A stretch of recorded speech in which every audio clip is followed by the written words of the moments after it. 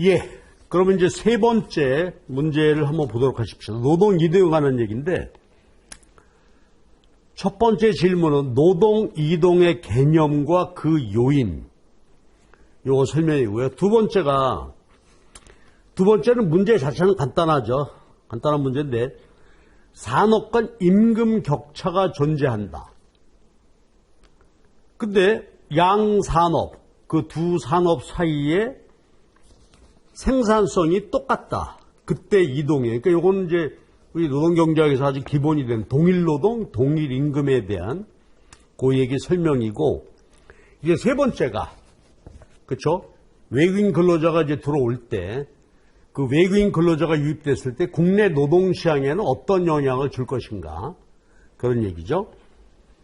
지금 이제 우리 해외 들어온 근로자 유입하는 숫자가 굉장히 많아지고 있죠. 그러니까 이것이 이제 우리가 분석할 수 있는 하나의 중요한 분석 대상이 되는 것입니다. 자, 그럼 이제 첫 번째가 노동 이동의 개념, 그 다음에 그 요인.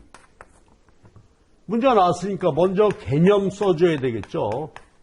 그 다음에 요인, 이렇게 보셔야 되는데, 먼저 이제 노동 이동이라고 하는 것은 지역 간 이동, 산업 간 이동, 직업 간 이동, 왔다 갔다 하는 것이다 이거죠. 그런데 여기는 이제 자발적 이동과 비자발적 이동으로 구분된다. 그러니까 노동, 이것이다. 이제 그런 얘기예요. 그러니까 산업 간, 지역 간 왔다 갔다 하는 것이 노동 이동이다. 그러면 노동 이동의 요인인데요. 이건 크게 이제 시험 문제 나오면 한 세 가지 정도를 써줘야 되는데, 첫 번째가 임금 격차죠. 노동시장 간 임금 격차가 발생하게 되면, 그렇죠? 근로자들이 움직이겠죠. 그래서 요거를 노동 공급 측면에 있어서의 노동 이동 분석이다 이거죠. 그럼 거기 보시면 노동시장별로 임금 격차가 존재하게 되면 낮은 임금 노동시장에서 높은 임금 노동시장으로 근로자들이 스스로 이동해 가는 거죠. 그래서 우리가 이제 공급 측면의 이동이다 이거예요. 그런데 임금 격차에서 볼게. 그렇다면 임금 격차가 발생하는 원인을 봐야 되는데, 임금 격차 발생 원인은 보상적 임금 격차와 노동 생산성을 반영하지 못하는 격차이다. 보상적 임금 격차가 있고요.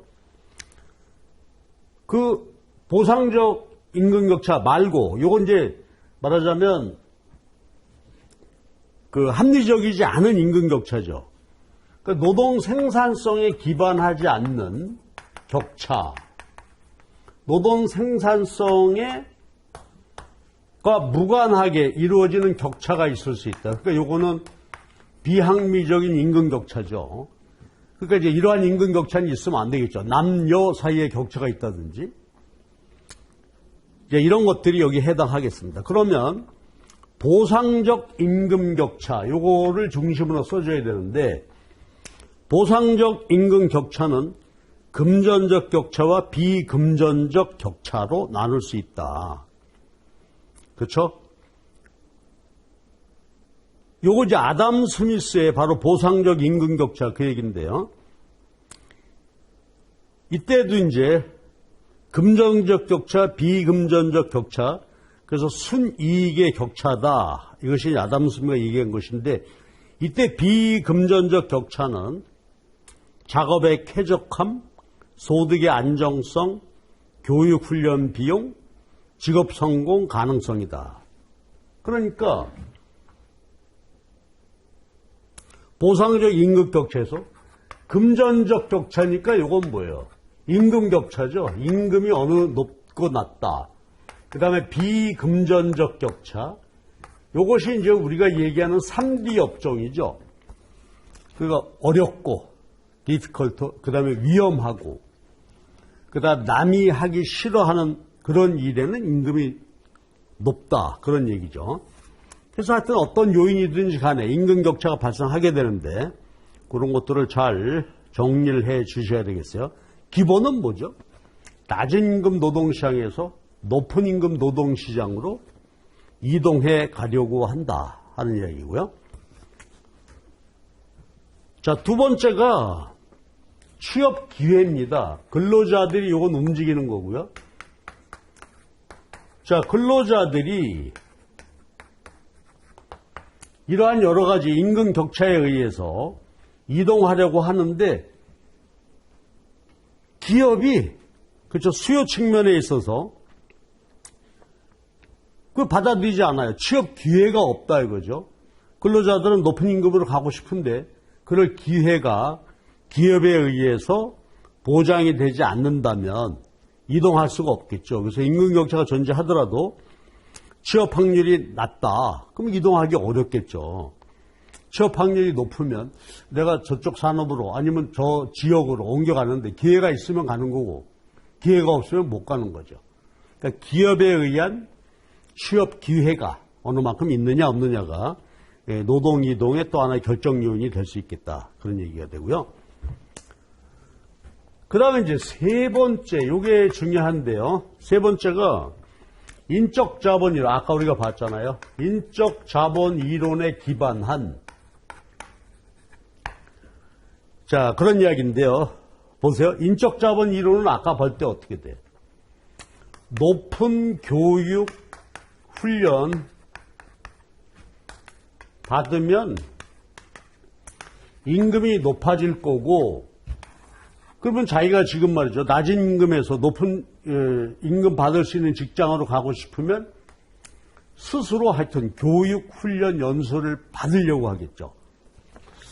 저쪽으로 가면 높은 임금을 받는데 그쪽으로 가기 위해서는 내가 일정한 정도 교육, 훈련, 연수를 받아야 되겠다. 그러면 그만큼 비용이 발생하겠죠. 그러니까 인적 자본 이론에서는 노동 이동에 따른 역시 비용 편익 분석에 기반한 이론이 되겠습니다. 그러면 거기 보세요. 인적 자본 이론에 따르게 되면 노동 이동에는 편익과 비용이 발생을 한다. 근데 이것도요. 편익이 크다면 이동하려고 하겠죠. 비용이 더 크다면 그냥 가만히 있자. 이게 비용 편익 분석이란 말이에요. 그럼 이걸 이제 간단하게 모형을 가지고 해야 되는데 노동 이동의 편익 흐름의 현재 가치 이걸 따져서 그렇죠? 노동 이동이 일어나게 되는데 거기 한번 보시죠. 노동 이동의 베니핏이에요. 근데 노동 한번 이동하고 나면 자기 일 그만둘 때까지 미래 가치니까 benefit present value 현재 가치입니다. 그럼 보세요. 자, 노동 이동이 이루어지고 앞으로 T기 동안에 현재 가치를 구한다. 그럼 보세요. 새로운 직장에서 old에서 new 직장으로 갔을 때 benefit new time t, benefit old time t 이렇게 되겠죠. 이건 뭐죠? 앞으로 매 기에 걸쳐서 새로운 직장에서 얻을 베니핏이고요. 이동 안 하고 가만히 있을 때 old, 지금 현재 직장 그대로 있을 때 베니핏의 차이. 이게 그렇죠.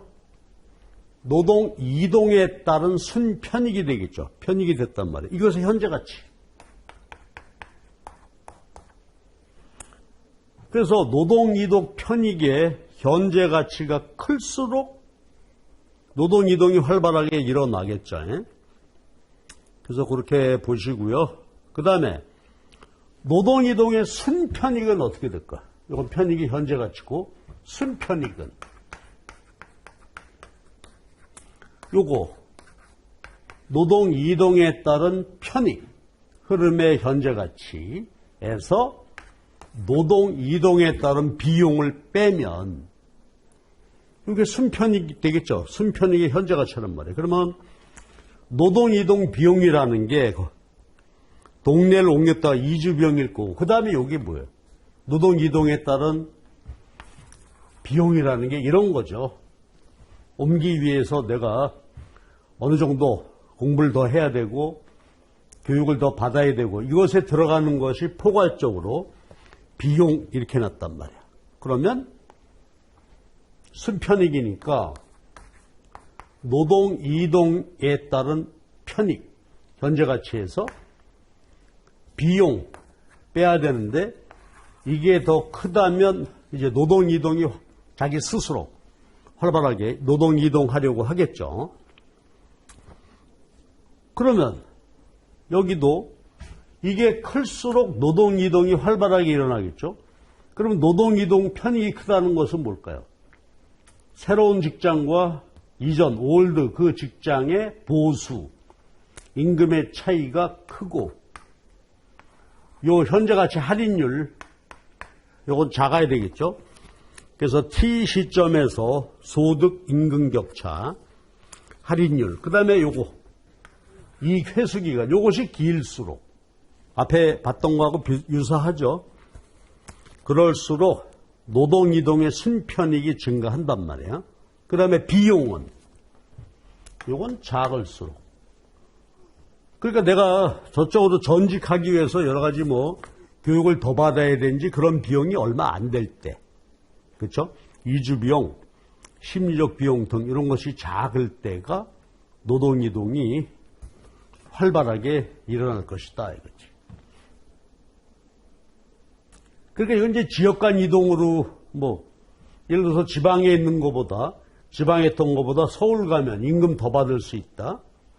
현재 가치고. 그 다음에 내가 평생 내 지방에서 살았는데 서울로 가게 되면 여러 가지 심리적 비용이나 이주 비용이 들겠죠. 이거 이제 지역 간 이동이고. 아니면 뭐 직업 간의 이동이다. 그럼 내가 그냥 회사 다니는 것보다 여러분처럼 말이죠. 자격증을 따서 해야 되겠다. 그렇게 볼 수 있겠죠. 그냥 일반 회사 다니는 것보다 노무사 자격증 땄을 때 이 차이가 크면은 이동하려고 하겠죠. 비용은 우리 시험 전문적인 시험인데 공부하는데 들어가는 비용도 길잖아요. 이런 것들이 이제 이동을 결정하는 요인이 되겠습니다. 첫 번째 노동이동의 개념 요인 자 이렇게 봤습니다. 그리고 첫 번째에서 임금격차에서 아담 스미스가 얘기하는 보상적 임금격차 이런 것들을 잘 정리해서 답안에 쓸 수 있도록 정리해 주십시오. 자 이제 두 번째입니다. 두 번째 질문은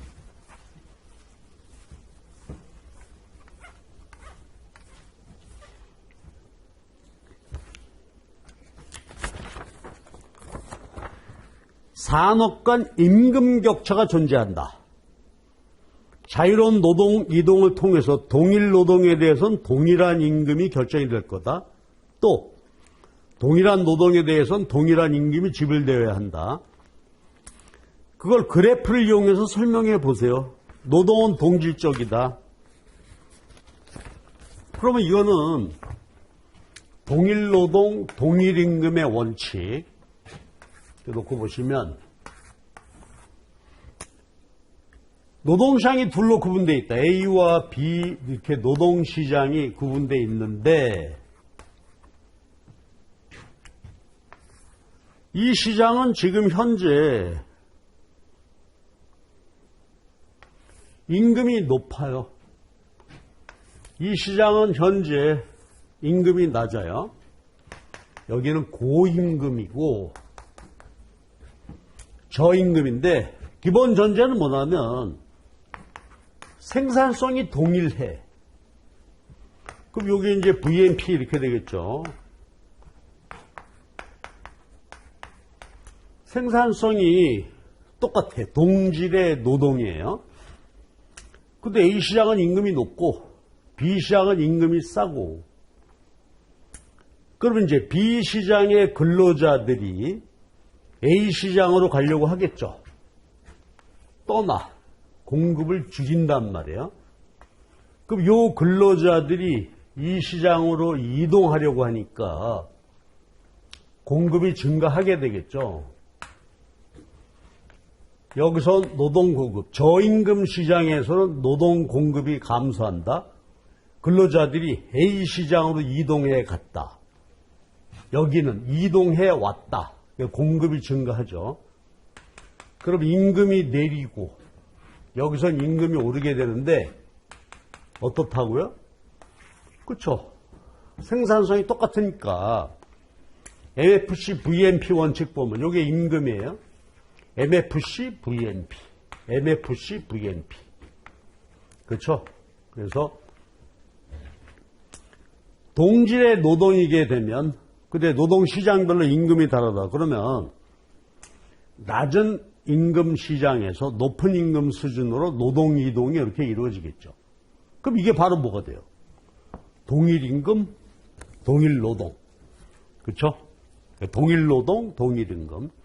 그러니까 자연스럽게 생산성이 똑같은 그런 산업이나 그런 뭐 회사다 이렇게 놓고 봤을 때 결국 임금이 같아지게 된다 이거죠.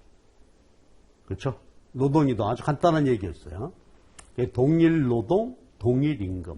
동일한 생산성에게는 갖는 근로자들은 동일한 임금을 받게 된다. 뭘 통해서? 노동 이동을 통해서. 이게 두 번째 얘기였어요. 자, 그 다음에 세 번째가 외국인 근로자 얘기입니다. 외국인 근로자의 국내 유입. 자, 이 문제가 되는데, 일단 외국인 근로자에 관한 얘기를 간단하게 서술해 줘야 되겠죠. 우리나라 원활한 인력수급, 국민경제 균형발전 어쩌고저쩌고 해서 2003년, 벌써 한 20년 됐죠. 외국인 근로자가 국내에 유입할 수 있게 되었습니다. 근데 이제 일반적인 얘기를 해보게 돼요. 외국인 근로자, 우리 지금 와서 들어와서 외국인 근로자 일하는 분들 보게 되면 대개 비숙련 저임금 부문이죠. 전문직보다는 비전문직이 많단 말이에요. 따라서 국내 비숙련 근로자와는 대체 숙련 근로자와는 독립적인 노동시장을 형성한다. 이런 이야기를 간단히 이제 외국인 근로자의 관계를 써줘야 되겠죠. 외국인 근로자는 국내 필요해서 들어오게 되는데 이분들은 기본적으로 비숙련 근로자란 말이에요. 비숙련 근로자. 그러니까 국내 비숙련 기술자, 비숙련 노동자들하고는 대체 관계죠. 근데 국내 숙련 근로자와는 서로 보완 요소가 되겠죠. 그러니까 예를 들어서 이제 뭐 산업의 높은 수준의 그런 이제 엔지니어 출신들이 이렇게 있는데 생산직, 기능직 사원이 필요하게 되잖아요. 그러니까 그런 경우에는 서로 보완제가 되는데, 보완 요소가 되는데, 국내 비숙련 근로자 자리를 뺏게 되잖아요. 그러니까 국내 비숙련 근로자와 사이는 대체 관계가 된다. 자, 요 얘기를 이제 서술해 주고, 그러면 문제가 외국인 근로자 도입이 가능해졌다. 생산에 있어서 내국인 근로자, 외국인 근로자 간의 관계가 대체제일 경우와 보완제일 경우로 나누어 외국 근로자 도입이 내국인 근로자 임금 고용에 미치는 영향을 설명하세요. 이렇게 돼 있단 말이에요. 그러면 이제 분석, 답안을 써야 되는데 외국인 근로자의 국내 허용, 도입, 효과에 대해서 보자 이거지. 자, 이게 노동시장인데요. 최초 한번 해볼게. 이렇게 이제 근로자, 도메스틱, 고용자, 도메스틱 근로자, 우리 근로자들에 의해서 노동 수요, 이렇게 고용이 이루어지고 있었는데, 먼저 외국인 근로자 도입의 필요성이 뭘까요? 그렇죠? 3D 업종이나 비숙련, 저임금 이런 시장의 근로자들이 도메스틱 근로자가 일 안 하려고 해. 옛날과 같이 그쵸 힘들고 어려운 일, 뭐 건설 현장이라든지 아니면 농사 짓는데 안 하려고 해요. 그러니까 이만큼 이제 어떻게 돼요? 부족하게 됐잖아요. 근로자들이 국내 근로자들이 안 하려고 하니까 이걸 어떻게 돼? 외국인 근로자에 의해서 외국인 근로자가 들어오도록 해서 필요한 노동 고용을 유지하려고 하는 것이죠. 근데 이게 이제 비숙련 노동 시장이 일반적이다 이거지. 그러면 우리 노동 공급이 이 정도 이루어져야 되는데 국내 근로자들로는 이게 해결이 안 되죠. 요만큼의 고용이 필요한데. 그러니까 외국인 근로자가 국내 유입을 허용하게 된단 말이에요. 자, 그러면 외국인 근로자가 들어올 때 효과를 한번 보자고. 자, 이 상태에서 지금 근로자가 없어요. 그래서 유입을 허용했단 말이에요. 그러니까 여기서 이동해 갔죠. 임금 내리고 국내 고용은 증가했죠. 고용을 증가했는데 요만큼이 취업자가 되는 거예요. 그런데 이제 보시면 이게 국내 공급이잖아요. 외국인 근로자 들어왔어요. 임금 내리면서 고용이 줄게 됐죠. 그러니까 이만큼의 국내 근로자가 해고되었다. 일자리를 잃게 되었다 이거지. 그치? 자, 그럼 이제 요 그림을 배경을 바꿔요. 그냥 우리가 답안 쓸 때는 도메스틱 근로자 수요다. 근데 이 인력이 필요해서 외국인 근로자를 도입을 허용을 했다. 그러면 전체 시장의 노동 공급이 증가했죠. 그래서 임금이 내리게 되는데 그러다 보니까 어떻게 돼요? 국내 근로자가 요만큼 고용하고 있었는데요. 외국인 근로자가 유입되는 바람에 임금이 내리죠. 내리니까 국내 근로자의 공급 양이 이렇게 줄어들었죠. 요만큼이 국내 근로자가 일자리를 잃게 되었고, 그 다음 나머지 여기서 여기는 뭘까요? 요만큼은 외국인 근로자가 들어와서 일하게 되었다 이거죠. 핵심은 요거예요. 국내 근로자의 고용이 요만큼 줄었다. 국내 근로자들이 일자리를 잃고 임금이 내렸다는 거죠. 자, 요게 외국인 근로자 도입할 때 이제 상황이 되겠습니다. 다시요. 예, 국내 근로자 요만큼 됐고, 제가 지금 여기 잘못 해놨는데, 여기서 요만큼이 뭐예요? 요게 외국인 근로자가 국내 취업한 거죠. 요만큼 취업했고, 국내 고용은 요 빨간 선분 길이만큼 줄었고, 그리고 이만큼 고용되어 있으니까 요게 외국인 근로자 취업이 되겠죠. 그런데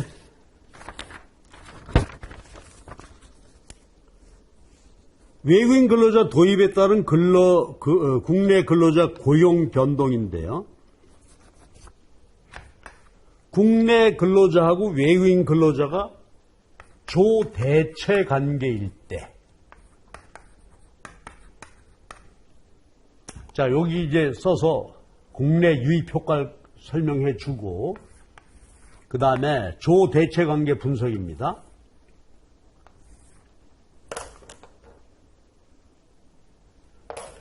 임금이 여기고 고용이 이렇게 돼 있었는데요. 외국인 근로자 국내 유입됐어요. 노동 공급이 증가해서 임금이 내리고 전체 근로자 우리나라 시장 증가했는데요. 요만큼이 해고되었죠. 내국인 근로자가 해고되고 요때 전체가 외국인 근로자 숫자가 되죠. 자, 그런데 국내 근로자하고 외국인 근로자가 서로 대체 관계라는 거예요. 대체는 뭐죠? 바꾸는 거죠. 그러니까 내국인 근로자 수요가 감소하게 된단 말이에요. 이렇게. 대체되었어. 왜? 그렇죠. 외국인 근로자가 임금 싸고 쉽게 고용할 수 있으니까 내국인 근로자 대신에 대체하게 돼서 노동 수요가 내국인 근로자에 대한 수요가 감소하게 됩니다. 그러면 이게 이제 외국인 근로자 허용했을 때 균형인데 대체 관계라면 이런 일이 더 생겼죠. 그럼 어떻게 돼요? 임금은 더욱 내리고 이렇게 되잖아요. 그러면 보세요. 그러면 대체제 노동 수요 감소 여기고요. 최초 균형. 네. 보게 되면 요만큼 줄었는데 이번에는 이제 어떻게 되죠? 임금이 여기가 되고 해서 이렇게 보면 내국인 근로자 고용이 더 많이 줄게 되었죠. 그렇죠. 새로운 균형이 여기니까. 그래서 대체일 때는 임금이 내렸는데 더 내리고 대체관계일 때 그 다음에 국내 근로자 해고 크기가 더 커지게 되겠죠. 이게 대체관계입니다. 보완관계였다. 똑같은 그림으로 시작해보죠. 최초 노동 공급 수요 고용이 이루어지고 있었는데 외국인 근로자의 국내 유입이 허용되었다. 새로운 임금 여기서 고용인데 국내 근로자의 취업이 요만큼 줄어들었죠. 원래에 비해서 내국인 근로자 공급이 줄었으니까 요만큼이 국내 근로자 해고됐단 말이에요. 근로자의 고용이 줄었어. 그런데 이번에는 보완관계래. 보완은 뭐죠? 아까 얘기했던 대로 외국인 근로자 국내 유입되는 게 근로자가 사람을 못 구해서 일을 못하고 있었는데 외국인 근로자의 취업이 증가하게 되면 숙련 근로자, 사무직 근로자들이나 그렇죠? 공장 관리, 보완제죠. 외국인 근로자 들어오게 되면 보완제 수요는 증가하게 될 거란 말이에요. 보완 요소 수요가 증가. 이거 반대죠. 대체일 때는 수요가 줄고 보완일 때는 내국인 근로자에 대한 수요가 증가하게 되겠죠. 그럼 보세요. 새로운 균형 여기고요. 원래 시장 균형에 비해서 보면은 그렇죠. 국내 근로자 해고 숫자가 줄게 되죠. 그러니까 그림 두 개를 놓고 잘 보시면 쉽게 이해할 수 있어요. 그리고 하나 더. 임금은 어때요? 대체일 때는 임금 하락폭이 크죠. 국내 근로자 수요까지 줄게 되는 바람에 임금은 더 많이 내려요. 그러나 이 경우는 어떻게 되지? 임금 하락폭이 작아지죠. 임금 하락폭이 작아져요. 그러니까 이때 임금 하락폭은 커지고 국내 근로자, 해고 근로자 숫자는 더 많아지게 되고요. 이때는 임금 하락폭은 작아지고 국내 근로자 고용 감소 요거는 작아지게 되고 양쪽이 서로 다르죠. 대체관계, 보완관계. 국내 근로자와 외국인 근로자와 관계가 대체일 때, 보완제일 때 이렇게 서로 달라지게 된다. 그렇죠? 이렇게 보시기 바랍니다. 그래서 오늘 요 세 문제를 이렇게 살펴봤는데요. 하나하나 잘 정리해 두시고, 근데 마지막으로 제가 하나 말씀드릴 것은 우리 앞에 1번 문제, 2번 문제에서도 그렇고요. 우리가 현재 가치 구할 때 있었죠. 현재 가치 구할 때 시그마 해서 타임 t 해서 할 때까지 제 유인물에 있는, 그렇죠? 유인물에 있는 그 노테이션대로 유인물이 맞습니다. 제가 이런 말씀 왜 드리냐면 1번 문제, 처음 1번 문제 설명할 때 여기서 RT 이런 데서 제가 약간 잘못 쓴 부분이 있는 것 같아요. 그러니까 그거는 유인물대로 정리를 좀 해 주시기 바랍니다. 제가 아까 얼핏 T를 R로 놓고 그런 게 좀 있었던 것 같은데 유인물이 정확하니까 유인물 그대로 해서 요 식을 써서 답을 작성하도록 그렇게 해주시기 바랍니다. 자, 그래서 오늘도 뭐 똑같은 말씀 반복인데 오늘 수업 끝나고요. 강의 들으시고 답안 작성, 자기 답안을 꼭 써주시기 바랍니다. 그런데 또 역시 똑같은 말씀 동호 반복인데 요거는 지금 거의 교과서적으로 써놓은 거잖아요. 그러니까 요걸 하시고 답안 쓸 때는 여러분들이 이거 다 못 써요. 어떻게 이걸 다 쓰겠어요. 그렇죠? 그러니까 핵심 부분만 그 키워드 놓치지 말고 써가지고 정확하게 그 사항을 기록하시도록 자기 답안 꼭 만드세요. 오늘도 또 부탁드립니다. 예, 오늘도 고생 많으셨고요. 또 다음 주에 뵙도록 하십시다. 수고하셨습니다.